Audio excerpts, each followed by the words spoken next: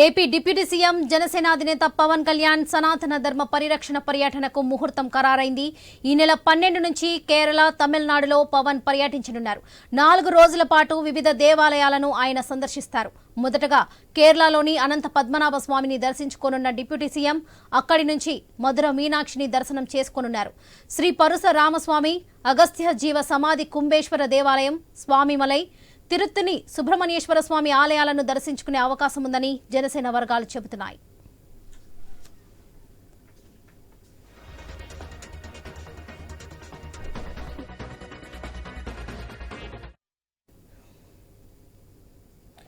AP deputy CM Janasena అధినేత పవన్ కళ్యాణ్ సనాతన ధర్మ పరిరక్షణ పర్యటనకు ముహూర్తం ఖరారైంది. ఈ నెల 12 నుంచి కేరళ, తమిళనాడులో పవన్ పర్యటించనున్నారు.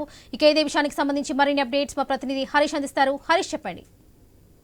జనసేన అధినేత రాష్ట్ర ఉప ముఖ్యమంత్రి పవన్ కళ్యాణ్ ఈ నెల నుంచి సనాతన ధర్మ పరిరక్షణకు సంబంధించినటువంటి యాత్రకు సంబంధించిన షెడ్యూల్ దాదాపుగా ఖరారైంది. 12వ తేదీ నుండి ఆయన సనాతన ధర్మ పరిరక్షణకు సంబంధించినటువంటి టూర్ కి రెడీ అవుతున్నట్టుగా మనకి ప్రాథమికంగా సమాచారం అవుతుంది. అందులోనే ఇప్పటికే ఆయన ఈ షెడ్యూల్ కి సంబంధించినటువంటి వ్యవహారంలో ముందుగానే పర్యటనకు సంబంధించినటువంటి అంశాలపైన క్లారిటీ ఇచ్చినప్పటికీ కూడా ఆఖరి నిమిషంలో కొంతవరకు కూడా అనారోగ్య కారణాలతో పవన్ కళ్యాణ్ పర్యటన రద్దు చేసుకున్నారు. ఇందులో భాగంగానే సనాతన ధర్మ పరిరక్షణకు సంబంధించినటువంటి ముహూర్తం ఖరారైంది. 12వ తేదీన నుంచి కేరళ, అదేవిధంగా తమిళనాడులో పర్యటించబోతున్నారు. 4 రోజుల పాటు వివిధ దేవాలయాలను సందర్శించడం, అదేవిధంగా అనంతపురంలో కేరళలో ఉన్నటువంటి అనంత పద్మనాభ స్వామి ఆలయాన్ని దర్శించడం, ఇట్లా షెడ్యూల్ కి సంబంధించినటువంటి అంశాలు కూడా ఖరారయ్యాయి. అక్కడ నుంచి మధ్య మీనాక్షికి సంబంధించినటువంటి ఆలయాన్ని, అదేవిధంగా పరశురామ స్వామికి సంబంధించినటువంటి అగస్త్య జీవ సమాధికి సంబంధించినటువంటి కుంభేశ్వర ఆలయాన్ని కూడా